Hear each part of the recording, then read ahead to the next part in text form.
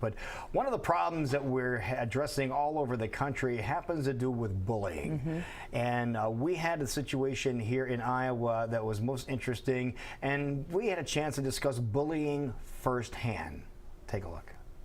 We're here today to talk about bullying. It's a topic that has gained a lot of attention, especially the last couple of years, Jackie. That's right. Instead of simply talking about it, we thought, what better than to actually tell you a story where someone is involved in bullying themselves. With us right now is Tanya McAtee and Jake Stallman, and they've had firsthand experience as to what bullying is all about. And Tanya, why don't you start off by telling us what happened? Okay.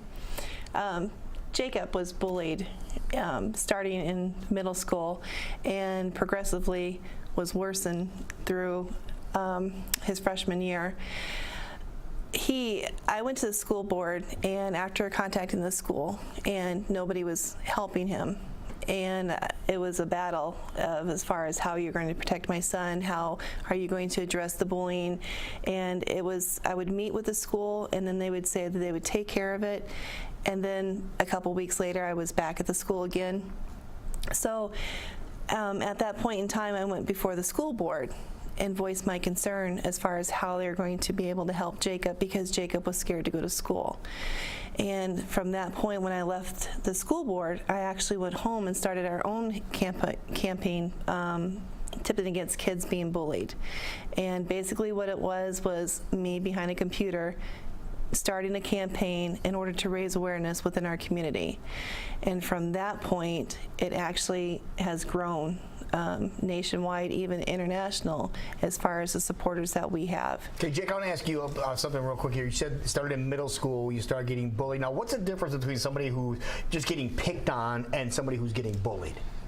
The difference is being picked on, it's like, I don't know, it happens at school, and then, you know, you go home and then it stops. And then you see them again the next day, and it's just like that. Bullying is what I feel like is constant. Like now we have social media. If you have access to someone any point in the day, you could, if you want to make someone's day worse, you could just write them a message on Facebook, tweet at them. It's always there. Something that sticks with you all day long. Now, Tanya, did you see anything when he would come home that let you know that he was being bullied, or did he open up to you about what was happening at school? His whole demeanor had changed. Jacob's very outgoing, and I would see he was going to his room. He was angry. He was very short. His grades started falling. He just wasn't real social anymore and didn't want to go to school. It was at that point when I seen this, you know, I would call the school, and he told me, he says, Mom, you know, I have some issues at school, that he was afraid to get out the school bus. Kids were calling him inappropriate names. In his situation, it was due to his sexuality. And his life was threatened. We passed out flyers in our community to help raise awareness for anybody who needed help with bullying or had questions or anything whatsoever. And my phone number was on there. And one evening we had somebody call and had said that my son was a fag and they wanted to come and kill him. And so at that point in time, it was rather severe. You know, you realized that there was other people that were in a similar situation and needed some help. Yeah.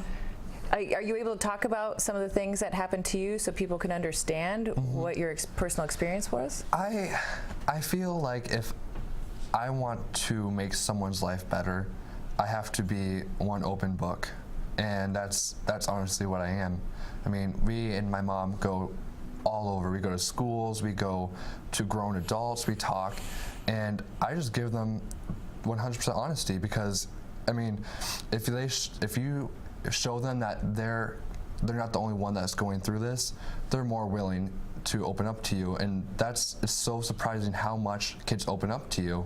We've had so many kids come to us crying, and they don't have anyone, no one in their corner to help them fight. So what are we doing with this movement? Obviously, you're trying to get something through legislature with a bill that we're going to have to continue to work on, hopefully for the next session. But what are you trying to achieve at this point so you can make a difference?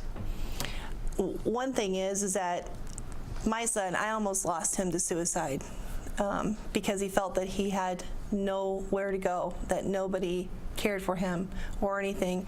So the most important thing by traveling around, attending events, going into schools is one, letting them know that there's somebody here that actually cares, that there are people out there that support as far as who they are. And what we do is we offer the resources. We give them phone numbers. We give them ideas and how they can become involved in the community. And so that way they can take a stand so kids know, or even adults know, that there's somebody there that actually supports them and cares for them.